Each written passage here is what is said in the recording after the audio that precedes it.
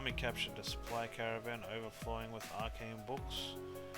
When the disfavored started a bonfire of forbidden texts, the Scarlet rescued the tomes from the flames and attacked them. Okay. The disfavored learned of a hidden enemy enclave. So the disfavored really aren't interested in keeping texts, which I don't agree with. I'd keep the texts. The disfavored learned of a hidden enemy enclave and sent scouts to locate it. They never returned from the mission. The remaining disfavored soldiers demanded that you send the Scarlet Chorus to retrieve their scouts, but the Scarlet Horse flatly refused to fall into the same trap. They recommended that scouts be treated as wartime casualties. Sure. So I'm going to keep the text. Grant half of the scrolls to the Scarlet Chorus.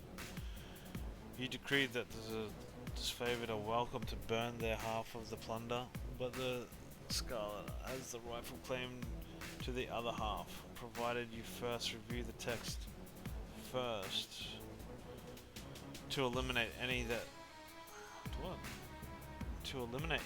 touched on forbidden knowledge.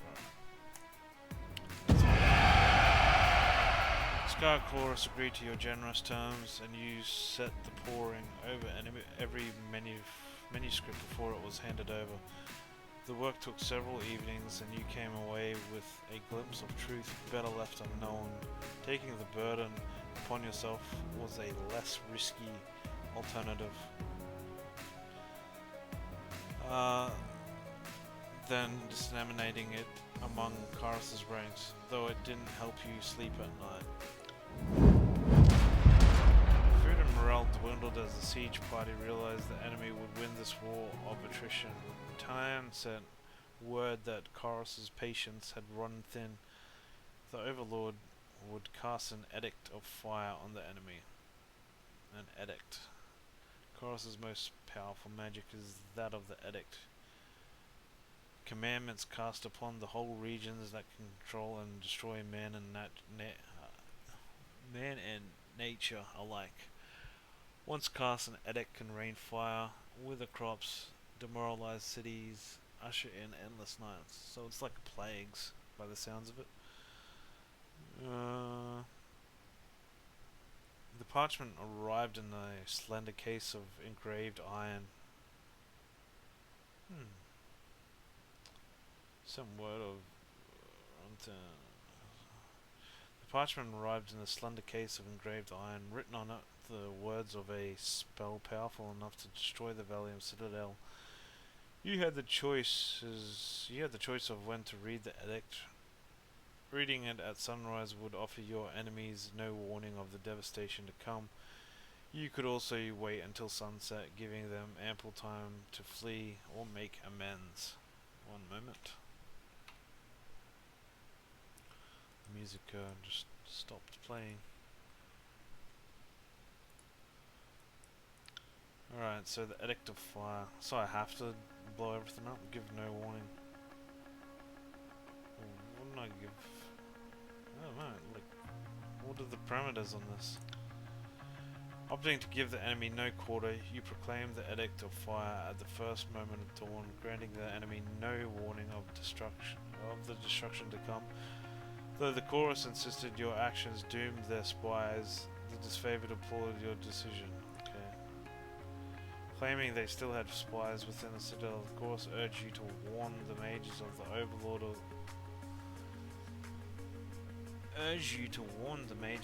Overlord's edict. Granting their request, you met with the enemy under a blue flag, of peace, and warned them of their doom, giving the chorus spies and the enemy a chance to run. Can't do that. You gotta make the hard decisions, I guess. You read the edict at the sunrise behind the citadel, casting a long shadow in its wake. You were the last person to see the Hall of Knowledge the moment before the devastation. The earth shook and red-orange light glowed in the foundation of the sprawling citadel. Bubbling up from under the libraries, a torrent of lava heaved with explosive force, gushing from the windows embedded between loose bricks, melting hostile trenches in the surrounding lands. The mages awoke to smoke and fire, for the most of it is already too late. Only a handful of bewildered mages escaped the smoldering collapse of the massive library fortress. Chorus will be done.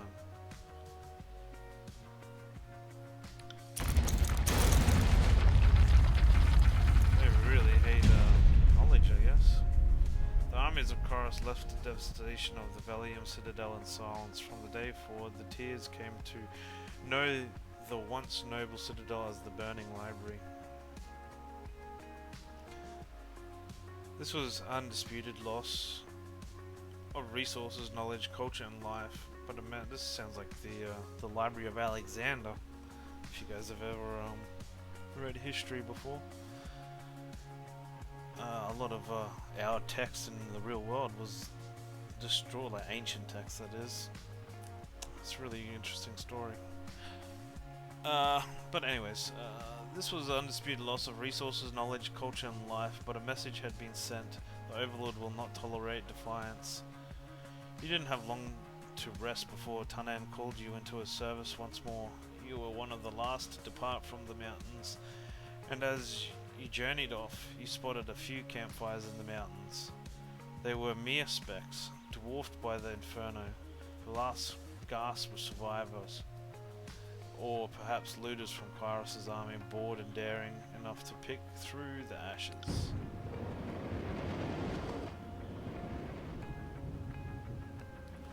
This is it. You have reached the end of Kairos' conquest. Do you want to continue or erase your... Well, I'm not going to do it again. Continue. I think I need a coffee. I might grab a coffee after this load screen. I suspect there might be a cutscene. I'm not sure. We shall see. The year is 431, and Kairos' invasion has shattered all major opposition in the tiers. The Younger Realms, the Bastard Tier, the Free Cities. All who defied Kairos lay broken by battle, or bowed in surrender. The two armies of the Overlord, the Disfavored and the Scarlet Chorus, now control our lands. But our will is not yet extinguished. Not entirely. In the Valley of Vendrian's Well, those of us unwilling to bow to Kairos have banded together in defiance. Violating an oath of surrender from 2 years prior, we have staged a bloody uprising, murdering the Disfavored and Scarlet Chorus garrison in a midnight assault. Violating an oath of surrender from 2 years prior, we have staged a bloody uprising. Who are the... I don't know, I'm confused now. Murdering the Disfavored and garrison in a midnight assault. With their main forces spread across the tiers, the Disfavored and Scarlet Chorus redeploy to Vendrian's Well to crush the resistance. But months pass with no definitive battle. As disagreement and discord paralyze the Archons, we bide our time and wait for our message of insurrection to spread across the tiers. So this is from the good book guy's perspective, I guess, from the people that are getting attacked. The Overlord is not amused, and Kairos has one message for the Archons: crush the Oathbreakers or die. Kairos backs this threat with an edict, a magical commandment that can slay all in the valley should the order be ignored. The honor of proclaiming this edict fell to you. Sent across the mountains to Vendrian's Well, you carry the Overlord's edict to read before the Archons. I'd like to probably watch this. As you finally make your way through the winding mountain passes into the valley, the ground trembles, and Kairos' magic seals the way behind you. You are trapped in Vendrian's Well, with Kairos' armies and the Oathbreakers. The only way to survive is to fulfill the terms of the Overlord's edict, in any way that you can.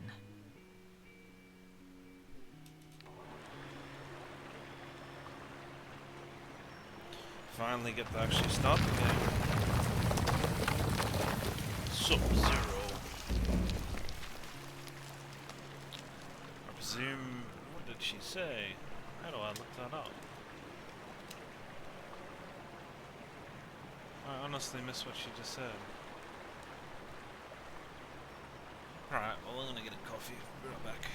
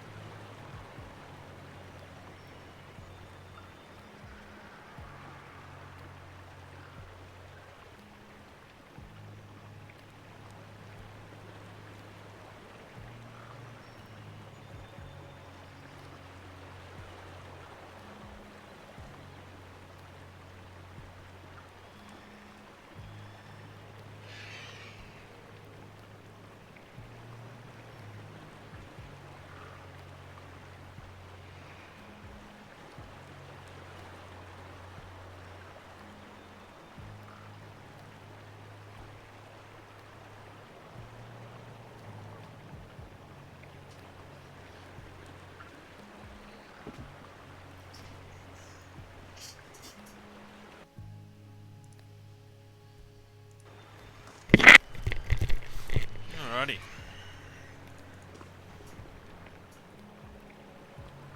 If this is your first visit to the world of Tyranny, watch for these windows to help you become more familiar with the game. You can disable the tutorial message at any time from the game on the right. Who is this woman? Hey, it looks like Baldur's Gate. Conversations involve you, another character, and sometimes additional parties like bystanders or companions who may interject. The choices you make change how the story develops and will build a reputation for your character over time. People in the world will learn of your reputation, good and bad, and respond accordingly. Right, okay. So it tells me how much lore I require, okay? Your character attributes, skills, history, and gender as well as decisions you made in the conquest may all open up options for you in a dialogue. The options are not necessarily superior to others' responses, but give you a wider variety of choices to select from. The manner in which someone responds to your choices depends on their individual personality and attitude. Each character who speaks to you will display a banner beneath their portrait. These banners indicate which factions the character is allied to. The tooltip on these banners will provide a detailed